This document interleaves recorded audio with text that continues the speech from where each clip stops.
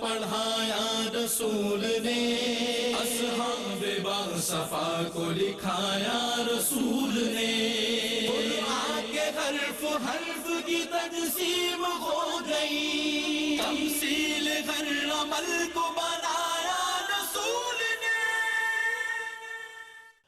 اعوذ باللہ من الشیطان الرجیم، بسم اللہ الرحمن الرحیم، فاصبر على ما يقولون وسبح بحمد ربك قبل طلوع الشمس وقبل الغروب ومن الليل فسبحه وأدبار السجود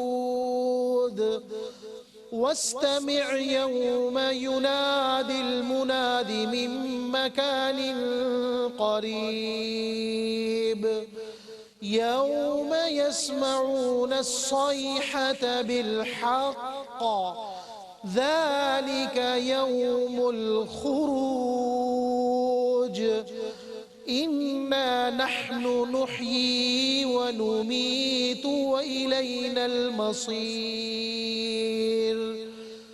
يوم تشقق الأرض عنهم صراعا ذلك حشر علينا يسير نحن أعلم بما يقولون وما أنت عليهم بجبار فذكر بالقرآن من يخاف وعيد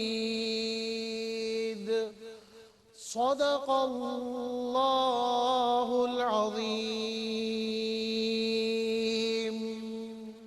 الحمدللہ رب العالمین والصلاة والسلام علی سید الانبیاء والمرسلین، اما بعد، اعوذ باللہ من الشیطان الرجیم، بسم اللہ الرحمن الرحیم، فاصبر علی ما یقولون وسبح بحمد ربک قبل طلوع الشمس وقبل الغروب، صدق اللہ العظیم۔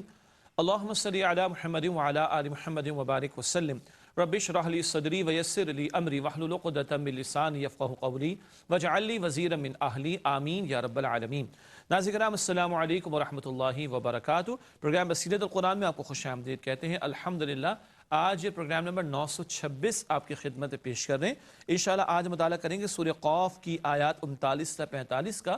انہی آیات کی تلاوت کے ذریعے حسب معمول قاری سلمان صاحب نے پروگرام کا باقاعدہ آغاز فرما دیا ہے، اور ہمیشہ کی طرح آج بھی ہمارے ساتھ ہمارے نوجوان ساتھی اور انتہائی نوجوان ساتھی اسٹوڈیوز میں موجود ہیں۔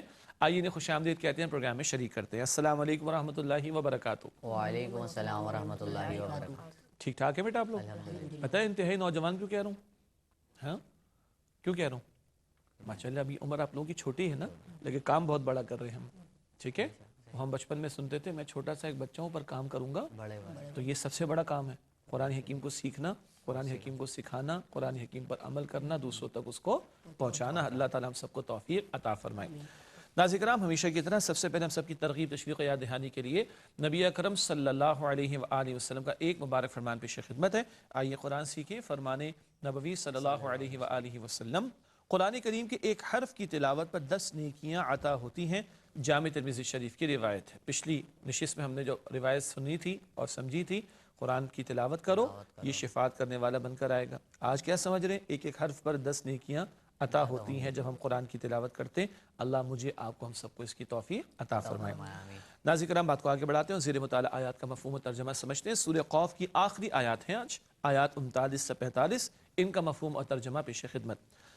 پس آپ صبر کیجئے اس پر جو وہ کہہ رہے ہیں، اور تسبیح کیجئے اپنے رب کی حمد کے ساتھ سورج کے طلوع ہونے سے پہلے اور اس کے غروب ہونے سے پہلے، اور رات میں پھر اس کی تسبیح کیجئے اور سجدوں یعنی نماز کے بعد بھی۔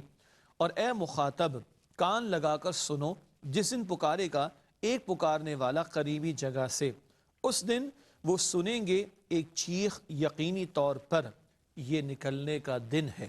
بے شک ہم ہی زندہ کرتے ہیں اور ہم ہی موت دیتے ہیں، اور ہماری طرف ہی لوٹ کر آنا ہے۔ جس دن پھٹ جائے گی زمین ان کے اوپر سے، جبکہ وہ تیز دوڑتے ہوں گے نکل کر، یہ جمع کر لینا ہمارے لیے بہت آسان ہے۔ ہم زیادہ جاننے والے ہیں جو وہ کہہ رہے ہیں اور نہیں ہے آپ ان پر جبر کرنے والے، سو آپ نصیحت کیجئے قرآن کے ساتھ اسے جو ڈرتا ہے میرے عذاب کے وعدے سے۔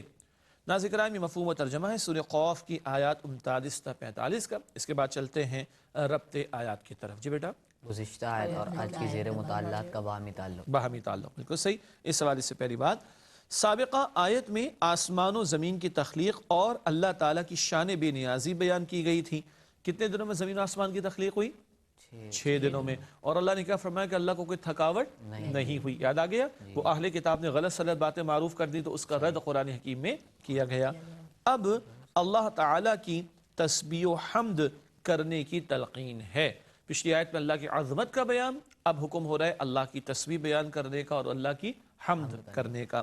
اس کے بعد چلتے ہیں تعارف کی طرف۔ جو باتیں آئیں گی تفسیر سے تشریح میں ان کا خاکہ یا آؤٹ لائن۔ ماشاءاللہ، اس حوالے سے پہلی بات، صبح و شام اللہ تعالیٰ کی تسبیح اور حمد کرنے کی تلقین۔ اگلا نقطہ، روز قیامت ہر شخص پکارنے والے کی آواز کو بہت قریب سے سنے گا۔ اور آخر میں، بلا شبہ اللہ تعالیٰ ہی زندگی اور موت دینے والا ہے اور تمام لوگوں کو اسی کی طرف لوٹ کر جانا ہے۔ یہ تعارف کا بیان مکمل ہوا۔ اس کے بعد چلتے ہیں تجزیے کی طرف۔ وہ کیا ہوتا ہے جی؟ ہر آیت میں آنے والا موضوع یا ٹاپک۔ یاد آ گیا نا؟ ماشاءاللہ، پچھلے پروگرام میں گڑبڑ ہو گئی تھی، یاد ہے جی؟ ہر آیت کا موضوع یا ٹاپک۔ سورہ قوف کی آیات 39 سے 45 کا تجزیہ۔ سب سے پہلے آیت نمبر 39 تا 40، صبح و شام اللہ تعالیٰ کی تسبیح بیان کرنے کی تلقین۔ اگلا مقام آیت نمبر 41، روز قیامت ہر شخص سور کی آواز کو اپنے بہت قریب محسوس کرے گا۔ اس کے بعد آیت نمبر 42، وہ دن قبروں سے زندہ ہو کر نکلنے کا ہوگا۔ پھر آیت نمبر 43، زندگی اور موت اللہ تعالیٰ کے اختیار میں ہے۔ اس کے بعد آیت نمبر 44، روز قیامت لوگوں کو اپنے سامنے جمع کرنا اللہ تعالیٰ کے لیے بہت آسان ہے۔ اور آخری آیت، آیت نمبر 45، نبی اکرم صلی اللہ علیہ وآلہ وسلم کی دل جوئی کا بیان۔ ناظرین کرام، الحمدللہ زیر مطالعہ آیات کا مفہوم و ترجمہ، ربط آیات، تعارف و تجزیہ کا بیان ہوا مکمل۔ اب وقت ہے ان آیات کی تشریح کا مطالعہ شروع کریں گے سورہ قوف آیت نمبر 39 سے۔ اس مقام پر اللہ سبحانہ وتعالیٰ کے کلام مبین میں ارشاد ہوا، فاصبر علی ما یقولون وسبح بحمد ربک قبل طلوع الشمس وقبل الغروب۔ مفہوم و ترجمہ اس آیت کا، پس آپ صبر کیجئے اس پر جو وہ کہہ رہے ہیں اور تسبیح کیجئے اپنے رب کی حمد کے ساتھ سورج کے طلوع ہونے سے پہلے اور اس کے غروب ہونے سے پہلے۔ یہ آیت نمبر 39 کا مفہوم اور ترجمہ ہے۔ تشریح کے والے سے پہلا نقطہ، کفار کی گستاخانہ باتوں پر رسول اللہ صلی اللہ علیہ وآلہ وسلم کو صبر کرنے کی تلقین۔ مکہ مکرمہ میں جو ایک کشاکش یا کشمکش جاری ہے، اس کے دوران میں بار بار مکی صورتوں میں صبر کی تلقین کی جاتی۔ سب سے بڑھ کر صبر کی استقامت کا مظاہرہ کرنے والے تو خود اللہ کے رسول صلی اللہ علیہ وسلم، ان کو خطاب فرما کر اللہ تعالیٰ ایمان والوں کو صبر کی تلقین فرماتا ہے۔ اور پھر بعد میں مدنی صورتوں میں ہم پڑھتے بھی ہیں، استعینوا بالصبر والصلاۃ، سورۃ البقرہ میں آیت نمبر 153 میں ہے، صبر اور نماز سے اللہ کی مدد حاصل کرو۔ تو اس مشقت والے پہلو کے حوالے سے جد و جہد جاری ہے حق کے کلمے کی سربلندی کے لیے۔ اس راہ میں مسلمانوں کو کہا جا رہا ہے کہ کیا کرو؟ صبر کا اہتمام۔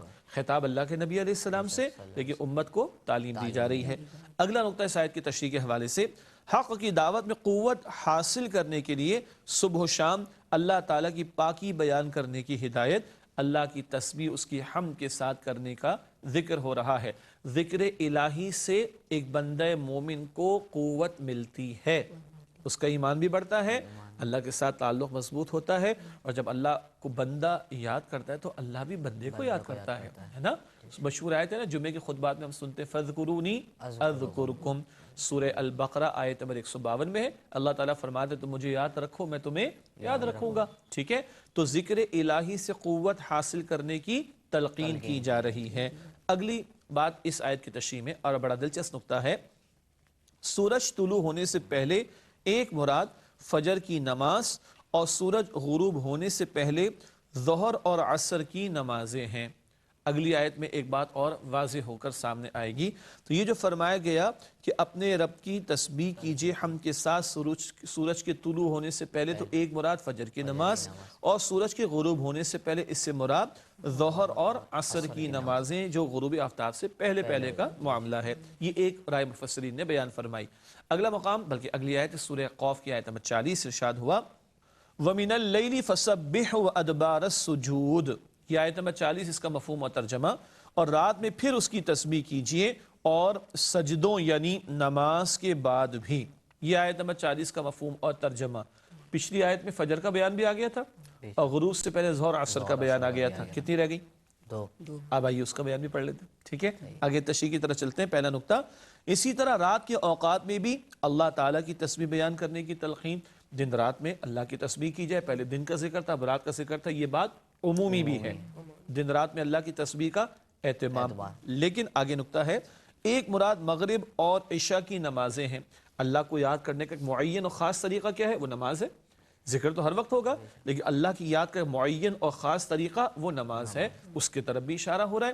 تو رات میں مراد کیا ہے؟ مغرب اور عشاء کی نمازیں. بھائی غروب آفتاب پر آ کر رات شروع ہو جاتی، پھر مغرب کی نماز اور پھر عشاء کی نماز. تو کل 5 نمازوں کا بھی ذکر گویا کہ ان 2 آیات میں آ رہا ہے. یہ مفسرین کی ایک رائے ہمارے سامنے آئی. اگلا ایک اور اہم اور قیمتی نقطہ، سجدوں یعنی نمازوں کے بعد بھی اللہ تعالیٰ کا ذکر کیا جائے. مراد نمازوں کے بعد اذکار اور دعاؤں کا اہتمام کرنا ہے. نماز ادا کر لی، یہ نہیں کہ بس سلام پھیرا بھاگ لیے. ارے نہیں بھائی، حوصلہ، ٹھیک ہے، ذرا رکو. اور ہاں کوئی جلدی آ گئی، کوئی مسئلہ آ گیا تو وہ ایک الگ بحث ہے. لیکن عام حالات میں کیا ہو، آدمی بیٹھ کر کچھ اللہ کا ذکر کرے. تو سجدوں کے بعد اللہ کا ذکر، اس سے مراد نمازوں کے بعد کے اذکار جو اللہ کے نبی علیہ السلام نے ہمیں سکھائے. اس میں آیت الکرسی، سورہ فلق، سورہ ناس کی تلقین بھی ہے، اور تسبیحات فاطمہ، تسبیح فاطمہ وہ بھی ہے، اور دیگر اذکار بھی اللہ کے نبی علیہ السلام نے ہمیں سکھائے. تو نمازوں کے بعد ان کا بھی اہتمام کرنا چاہیے. اس کے بعد اگلی آیت کی طرف چلتے ہیں. سورہ قاف کی آیت نمبر 41 ارشاد ہوا وَاسْتَمِعْ يَوْمَ يُنَادِ الْمُنَادِ مِن مَكَانٍ قَرِيبٍ. مفہوم ترجمہ اس آیت کا، اور اے مخاطب کان لگا کر سنو جس دن پکارے گا ایک پکارنے والا قریبی جگہ سے. یہ آیت نمبر 41 کا ترجمہ و مفہوم. تشریح کی طرف چلتے ہیں. پہلا نقطہ، قیامت کے احوال وحی کے ذریعے بیان فرمائے جا رہے ہیں، لہذا توجہ سے سننے کی تاکید. کل جو کچھ ہوگا وہ تو اللہ جانتا ہے، البتہ وحی کے ذریعے اس نے ہمیں بتا دیا، تو توجہ سے اس بات کو سنا جائے. وہ کیا ہے بھلا؟ آگے لکھا ہے تشریح میں، روز قیامت ہر شخص سور کی آواز کو بہت قریب محسوس کرے گا. سور کا پھونکا جانا ایک سے زائد مرتبہ ہے. کسی اور موقع پر اس کی مزید وضاحت انشاءاللہ آپ کے سامنے رکھیں گے. البتہ ہر شخص آواز کو بہت قریب سے گویا کہ محسوس کرے گا. ایک سور کا پھونکا جانا جب عالم دنیا پر قیامت برپا ہوگی، اور ایک سور کو پھونکا جانا ہے کہ ہر ایک کو اس کی قبر سے کھڑا ہونا ہوگا. یہ ذکر اگلی آیت میں مزید آ رہا ہے. البتہ ایک وقفہ لیتے ہیں، اس کے بعد انشاءاللہ آپ سے ملاقات ہوتی ہے. السلام علیکم ورحمۃ اللہ وبرکاتہ. ناظرین، پروگرام بصیرت القرآن میں آپ کو خوش آمدید کہتے ہیں. اگلی آیت کا مطالعہ شروع کرتے ہیں. سورہ قاف کی آیت نمبر 42 ارشاد ہوا یوم یسمعون الصیحۃ بالحق ذلک یوم الخروج.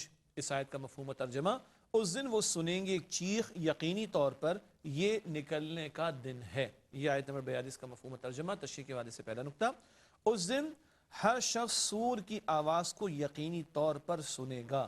کب؟ لقیام رب العالمین، رب العالمین کے سامنے پیشی کے لیے سب کو کھڑا کیا جائے گا اور ان کی قبروں سے ان کو نکالا جائے گا. یہ جو سور پھونکا جائے گا، ہر شخص قریب سے ہی اس آواز کو زندہ ہو کر نکلنے کا ہوگا. بعث بعد الموت، مرنے کے بعد دوبارہ زندگی کا جو ہمارا عقیدہ، اس کا بیان. سب لوگ نکل کھڑے ہوں گے. مراد اللہ کے سامنے ان کو حاضر ہونا ہے. اللہم حاسبنا حسابا یسیرا، اے اللہ ہم سب کے حساب کو آسان فرما. اگلی آیت سورہ قاف کی آیت نمبر ہے 43. ارشاد ہوا انا نحن نحیی ونمیت والینا المصیر. مفہوم و ترجمہ اس آیت کا، بے شک ہم ہی زندہ کرتے ہیں اور ہم ہی موت دیتے ہیں اور ہماری طرف ہی لوٹ کر آنا ہے. یہ آیت نمبر 43 کا مفہوم اور ترجمہ. تشریح کے والے سے پہلا نقطہ، اس خبر پر تعجب نہیں کرنا چاہیے کیونکہ اللہ تعالی ہی پیدا کرتا ہے، اسی کے حکم سے موت آتی ہے. سورہ قاف شروع ہوئی تھی تو لوگوں کو عجیب لگ رہی تھی نا ایک بات، اس کا ذکر تھا مرنے کے بعد دوبارہ زندگی. اللہ فرماتا ہے اللہ ہی نے پیدا کیا، اللہ ہی موت دے گا، اور جس نے پہلی مرتبہ پیدا کیا اس کو دوبارہ پیدا کرنا کوئی مشکل نہیں ہے. اگلا نقطہ اس آیت کی تشریح میں، اور روز آخرت اسی کے سامنے سب کو حاضری کے لیے پیش ہونا ہے، سب اسی کی طرف لوٹائے جائیں گے. اللہ ہم سب کے حساب کو آسان فرمائے. اس کے بعد اگلی آیت ہے سورہ قاف کی آیت نمبر 44. ارشاد ہوا یوم تشقق الارض عنہم سراعا ذالک حشر علینا یسیر. اس آیت کا مفہوم و ترجمہ، جس دن پھٹ جائے گی زمین ان کے اوپر سے جبکہ وہ تیز دوڑتے ہوں گے نکل کر، یہ جمع کر لینا ہمارے لیے بہت آسان ہے. یہ آیت نمبر 44 کا مفہوم اور ترجمہ ہوا. تشریح کے والے سے پہلا نقطہ، اس دن زمین پھٹ جائے گی اور لوگ قبروں سے نکل کر حشر کے میدان کی طرف دوڑیں گے، مراد پیشی اور حاضری کے لیے. اگلا نقطہ ہے، اس طرح اللہ تعالیٰ کے لیے لوگوں کو اپنے سامنے حاضری کے لیے جمع کرنا بہت آسان ہے. سب کو اللہ تعالیٰ پیش کر دے یعنی حاضر کر دے، اللہ کے لیے بہت آسان ہے. ایک مرتبہ یہ پہلے بھی ہوا تھا، پتہ ہے کب؟ عالم ارواح میں. کب؟ قرآن حکیم میں ہے سارے انسانوں کو ایک وقت میں اللہ تعالیٰ نے پیدا کیا، اسے اپنے رب ہونے کا اقرار کرایا، اور حدیث شریف میں مزید اس کی تفصیل آتی ہے. عالم ارواح میں سب ایک ہی وقت میں کھڑے کیے گئے. اللہ اکبر، ان کی روحوں سے اللہ نے اقرار دیا تھا حدیث شریف کی تفصیل کے مطابق. پھر دنیا میں کوئی آ رہا ہے، پھر کوئی آ رہا ہے، پھر کوئی آ رہا ہے، آخرت میں سارے پھر ایک ہی وقت میں اکٹھے کیے جائیں گے. اللہ کے لیے کوئی مشکل نہیں، بڑا آسان ہے. اس کے بعد اگلی اور آج کے مطالعے کے اعتبار سے بھی اور سورہ قاف کی آخری آیت ہے، آیت نمبر 45. ارشاد ہوا نحن اعلم بما یقولون وما انت علیہم بجبار فذکر بالقرآن من یخاف وعید. مفہوم و ترجمہ اس آیت کا، ہم زیادہ جاننے والے ہیں جو وہ کہہ رہے ہیں اور نہیں ہے آپ ان پر جبر کرنے والے، سو آپ نصیحت کیجئے قرآن کے ساتھ اسے جو ڈرتا ہے میرے عذاب کے وعدے سے. یہ آیت نمبر 45 کا مفہوم اور ترجمہ ہے. تشریح کی طرف چلتے ہیں. اس حوالے سے پہلا نقطہ، مخالفین کی حق دشمنی سے آپ صلی اللہ علیہ وسلم کا غمگین ہونا اللہ تعالیٰ کے علم میں ہے. کیا غم تھا اللہ کے رسول علیہ السلام کا؟ یہ حق کی مخالفت کر رہے، یہ قبول نہیں کر رہے، اپنے لیے جہنم کے انگارے تیار کر رہے. اس بات کا غم ہوتا تھا اللہ کے نبی صلی اللہ علیہ وسلم کو. اللہ تعالیٰ تسلی عطا کر رہا ہے کہ یہ سب کچھ اللہ کے علم میں ہے. اگلا نقطہ، رسول اللہ صلی اللہ علیہ وسلم کو قرآن حکیم کے ذریعے لوگوں کو حق کی یاد دہانی کرواتے رہنے کی تلقین. نہیں مانتے، ان کا چوائس ہے، لیکن اللہ کے نبی علیہ السلام اور آپ کے ذریعے امت کو تعلیم ہے تم تو قرآن کے ذریعے نصیحت کرتے رہو، پہنچاتے رہو، سمجھاتے رہو. تمہارا کام بتانا ہے، سمجھانا ہے، منوانا نہیں ہے. جبر کر کے منوانے کی ذمہ داری تو نہیں، لیکن پہنچانا اور سمجھانا اس بات کی ضرور ذمہ داری عائد ہوتی ہے. اس کے بعد اگلی اور آخری بات اس آیت کی تشریح میں ہے، قرآن سے نصیحت وہ حاصل کرتا ہے جو اللہ تعالیٰ کے عذاب اور اس کی وعیدوں سے ڈرتا ہے. جس کے دل میں کوئی خوف ہوگا آخرت کے حوالے سے، احساس ہوگا کہ ہاں میں بے مقصد پیدا نہیں کیا گیا، جو طلب اور تڑپ رکھنے والا ہوگا اس سے قرآن کو فائدہ پہنچے گا. ارے بارش برستی ہے نا، جو چاہے اس سے فائدہ اٹھا لے. بھائی برتن میں پانی جمع کر لے. ان علاقوں کی بات کر رہا ہوں، اور پورے پاکستان کی بات کریں تو ڈیم بنا لو بھائی، پانی محفوظ کر لو. سمجھ آ گئی نا بات؟ پانی محفوظ کرنا. لیکن جو اپنے برتن کو الٹا کر دے، بارش سے فائدہ ہوگا اس کو؟ بارش تو ہے لیکن جو برتن کو الٹا کر دے فائدہ نہیں ہوگا. سورج کی روشنی نکل آتی ہے، جو چاہے فائدہ اٹھا لے، مگر جو 10 بجے بھی دن کے دروازے کھڑکی بند کر دے، پردے ڈال دے، فائدہ ہوگا؟ سورج تو ہے نا. تو قرآن سے نصیحت کا فائدہ تو ہے، لیکن جو خود لینا نہیں چاہ رہا اس کو نہیں ملے گا. ہدی للمتقین، متقین کے لیے اس میں ہدایت ہے. ناظرین کرام، الحمدللہ سورہ قاف کے مطالعے کی تکمیل بھی ہوئی اور آج کی زیر مطالعہ آیات کا مطالعہ بھی ایک درجے میں مکمل ہوا. وقت سوالات کا چلتے ہمارے ساتھیوں کی جانب، اس سے دریافت کرتے ہیں کہ آج ہم سے کیا معلوم کرنا چاہتے ہیں. جی بیٹا، پہلا سوال آپ کی طرف سے. میرا آپ سے یہ سوال ہے کہ قرآن حکیم سے نصیحت کیسے کی جائے، اس کی کچھ مثالیں بیان کر دیجئے. ماشاءاللہ، یعنی آخری بات سے آپ نے سوال بنا لیا ہے نا. چلے ماشاءاللہ، اچھا سوال ہے کہ قرآن حکیم سے نصیحت کیسے کی جائے، اس کی چند مثالیں. عام طور پر سوال ہوتا ہے قرآن حکیم سے نصیحت حاصل کیسے کی جائے، سمجھنا سیکھنا کیسے. یہ سوالات تو کئی مرتبہ آئے. آج بڑا دلچسپ سوال ہے، قرآن حکیم سے نصیحت کیسے کی جائے. اللہ نے مجھے اور آپ کو توفیق دی، آپ کے سامنے بھی قرآن شریف کی تفسیر رکھی ہوئی ہے، میرے پاس بھی موجود ہے. ٹھیک ہے، ہم اپنے دوستوں کے ساتھ بیٹھ کر اس کا مطالعہ کر سکتے ہیں، سنا سکتے ہیں. اسی طریقے پر اگر ہمارے محلے میں کسی مسجد میں کسی دینی ادارے میں قرآن حکیم کا بیان ہوتا ہے تو ہم اپنے دوستوں کو بلا سکتے ہیں, گھر والوں کو بھی لے جا سکتے ہیں. تو نصیحت تو ہو رہی ہے, ہم ذریعہ بن گئے کہ چلو بھائی آؤ قرآن کی بات کو سنتے ہیں. ٹھیک ہے. اسی طرح موبائل فون استعمال کرتے ہیں, ہے نا, سب لوگ استعمال کر رہے ہیں آج کل, تو اس میں اچھی چیزیں بھی فارورڈ کی جا سکتی ہیں, اچھے پروگرامز ہوں وہ شیئر کروائے جا سکتے ہیں, قرآن کی تفسیر ہو وہ شیئر کرائی جا سکتی ہے, اچھی باتیں قرآن کی مختلف اہل علم کے بیانات وہ شیئر کرائے جا سکتے ہیں. قرآن حکیم سے کوئی آیت کا بڑا پیارا ترجمہ ہو ہمارے سامنے جس سے ہمیں نصیحت ملے تو ہم اس کو اچھا سا ٹائپ کر کے کلرفل پیج پہ نکال کر گھر میں کہیں لگا سکتے ہیں. اگر اپارٹمنٹ ہے تو اس کے نوٹس بورڈ پہ لگا سکتے ہیں, کلاس روم میں ٹیچر سے اجازت لے کر کہیں نوٹس بورڈ پر لگا سکتے ہیں, اسکول کے کوریڈور میں لگا سکتے ہیں, دوسروں کو شیئر کرا سکتے ہیں. ایسے بہت سارے طریقے ہیں کہ جن کو اختیار کر کے قرآن سے دوسروں کو نصیحت کرنا اور اپنے آپ کو بھی فائدہ اٹھانا ہمارے لیے آسان ہے. اللہ میں توفیق عطا فرمائے. جی بیٹا آپ کا سوال. میرا آپ سے یہ سوال ہے کہ تسبیح اور حمد کا مفہوم بیان کر دیجیے. ماشاءاللہ. تسبیح اور حمد کا, تسبیح کا ترجمہ تو یہ ہم کرتے ہیں کہ اللہ کی پاکی بیان کرنا, اور ہم پڑھتے ہیں سبحان اللہ. اس کا ترجمہ کیا ہے؟ اللہ پاک ہے. کئی مرتبہ پہلے بھی بات آئی, اللہ پاک ہے مراد اللہ میں کوئی کمزوری نہیں. کمزوری تو ہمیں نا, ہمیں بھوک لگتی ہے, ہمیں پیاس لگتی ہے, ہمیں نیند آتی ہے, ہم بیمار ہو جاتے ہیں, ہم گر جاتے ہیں, ہم بوڑھے ہو جاتے ہیں. اللہ کے ساتھ کوئی کمزوری نہیں. تو اللہ ہر عیب سے, ضرورت سے, کمزوری سے پاک ہے. واضح ہو گئی بات, یہ بھی اللہ تعالیٰ کی تعریف ہی ہو رہی. دوسرا حمد کا مطلب ہے اللہ کی حمد کرنا, اللہ کی تعریف کرنا. الحمدللہ کا مطلب تمام تعریف اللہ کے لیے ہے. ٹھیک ہے. اور یہ بھی اللہ تعالیٰ کی تعریف کرنے کا انداز. تو الحمدللہ کہنا یہ حمد ہے, اور سبحان اللہ کہنا یہ تسبیح ہے, جس کا تھوڑا مفہوم بھی ہمارے سامنے آیا. ایک مرتبہ سبحان اللہ کہتے ہیں, ایک صدقہ اس کا اجر ملتا ہے, اور حدیث شریف میں آتا ہے ایک جنت میں درخت لگ جاتا ہے ہمارے لیے. اللہ اکبر. تو بار بار ہمیں اپنی زبان پر یہ ذکر کے کلمات کو جاری رکھنا چاہیے. جی بیٹا آپ کا سوال کیا ہے؟ میرا آپ سے یہ سوال ہے کہ نماز کے بعد کون سے اذکار پڑھنا چاہیے, بیان کر دیجیے. ماشاءاللہ. نماز کے بعد کون سے اذکار پڑھنا چاہیے؟ اللہ کے نبی صلی اللہ علیہ وسلم جب فرض نماز پڑھ لیتے تو اس کے بعد آپ فرماتے اللہ اکبر, استغفر اللہ, استغفر اللہ, استغفر اللہ. یہ بھی آپ پڑھتے. بہت مشہور دعائیں ہیں, چند پیش کر دیتا ہوں میں آپ کی خدمت میں, آپ کے سامنے رکھ دیتا ہوں. اللہم انت السلام ومنک السلام تبارکت یا ذا الجلال والاکرام. اللہم اعنی علی ذکرک وشکرک وحسن عبادتک. اللہم لا مانع لما اعطیت ولا معطی لما منعت ولا ينفع ذا الجد منک الجد. بہت پیارے جملے ہیں, بڑے پیارے ان کے معنی مفاہیم بھی ہیں.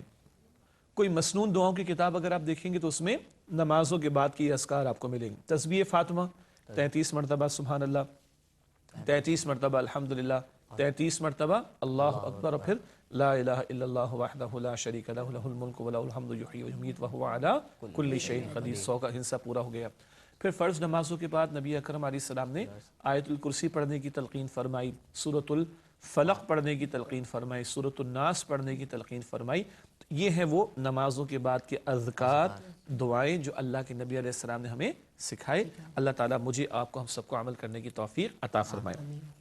ناظرین کرام الحمدللہ سوالات ان کے جوابات بھی آپ کی خدمت میں پیش کیے گئے, اور آپ کے علم میں ہے کہ اس کے بعد ہم آخری چند منٹس میں آپ کے سامنے مختصر سیگمنٹس کا ذکر کرتے ہیں. قرآنی معلومات کا نقطہ آج پیش خدمت ہے. اس حوالے سے نقطہ, قرآن کریم میں مکی صورتوں کی تعداد 86 ہے تقریباً 86. کل صورتیں کتنی؟ 114 114, اور مکی صورتیں تقریباً کتنی ہیں؟ 86 86. اس کے بعد حاصل مطالعہ ریکیپ یا خلاصے کے طور پر 3 باتیں. پہلی بات, روز قیامت ہر شخص سور کی آواز کو بہت قریب سے محسوس کرے گا. اگلا نقطہ, روز قیامت زمین پھٹ جائے گی اور لوگ قبروں سے نکل کر حشر کے میدان کی طرف دوڑیں گے. اور آخری نقطہ ہے, اللہ تعالیٰ کی وعیدوں سے ڈرنے والے ہی قرآن کریم سے نصیحت حاصل کرتے ہیں. اللہ ہمیں وہ تقوی بھی عطا کرے, خوف خدا, خشیت الہی بھی, کہ جس کے نتیجے میں ہم قرآن سے واقعتاً فائدہ اٹھا سکیں گے. اس کے بعد چلتے ہیں جائزے کی طرح. 3 سوالات آج بھی ہیں. پہلا سوال نوٹ کیجئے گا, کیا ہم اللہ تعالیٰ کی یاد کا مستقل اہتمام کرتے ہیں؟ تسبیح کا ذکر آیا, حمد کا ذکر آیا, تلاوت بھی ہے, استغفار بھی ہے, اذکار بھی ہیں, درود شریف بھی ہے, وغیرہ دعائیں بھی ہیں. کیا ہم اللہ تعالیٰ کی یاد کا مستقل اہتمام کرتے؟ اس کی تو نظر کرم ہر وقت ہماری طرف ہے. نہ ہو تو نہ سانس چلے, نہ کان سنے, نہ آنکھ دیکھے, نہ زبان بولے, نہ دماغ کام کرے. اللہ اکبر, ہم اسے کتنا یاد رکھتے ہیں، اس پر توجہ کرنے کی ضرورت ہے۔ بڑا پیارا جملہ ایک بزرگ کا، اگر ہم یہ دیکھنا چاہتے ہیں کہ اللہ ہمیں کتنا یاد رکھتا ہے تو ہمیں یہ بھی دیکھنا چاہیے کہ ہم اللہ کو کتنا یاد رکھتے ہیں۔ فَاذْكُرُونِي اذکرکم، تو مجھے یاد کرو میں تمہیں یاد رکھوں گا۔ اگلا سوال جائزے کے طور پر، کیا ہم روز آخرت محاسبے کی تیاری کر رہے ہیں؟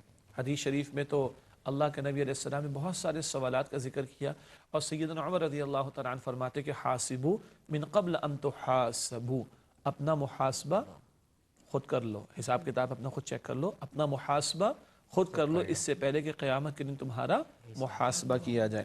آخری سوال جائزے کے طور پر ہے، کیا ہم اللہ تعالیٰ کی وعیدوں کا خوف رکھتے ہیں؟ وعید ڈراوے، جہنم سے اللہ ڈراتا ہے، گناہ کے برے انجام سے اللہ ڈراتا ہے، ہم ڈرتے اب بچنے کی کوشش کرتے ہیں کہ نہیں؟ اللہ مجھے بھی اور آپ کو بھی، ہم سب کو گناہوں سے بچنے کی توفیق عطا فرمائے۔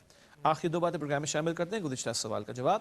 سورۃ النساء کی آیات 51 تا 100 میں سے کس آیت میں ان لوگوں کا ذکر ہے جن پر اللہ تعالیٰ نے انعام فرمایا؟ درست جواب سورہ نساء آیت نمبر 69۔ اس کی اہمیت میں آپ کے سامنے رکھوں، سورہ فاتحہ میں پڑھتے ہیں نا، صراط الذین انعمت علیہم، ہے نا، اللہ جن پر تو نے انعام فرمایا، وہ کون ہے انعام والے؟ سورہ نساء کی آیت نمبر 69 میں، اولئک الذین انعم اللہ علیہم من النبیین والصدیقین والشہداء والصالحین، انبیاء، صدیقین، شہداء اور صالحین۔ تفسیر کا موقع تو نہیں، یہ انعام یافتہ لوگ ہیں جن کے تعلق سے کہ ہم ان میں شامل ہوں، ہم سورہ فاتحہ میں روزانہ دعا کرتے ہیں انعمت علیہم کے ذیل میں۔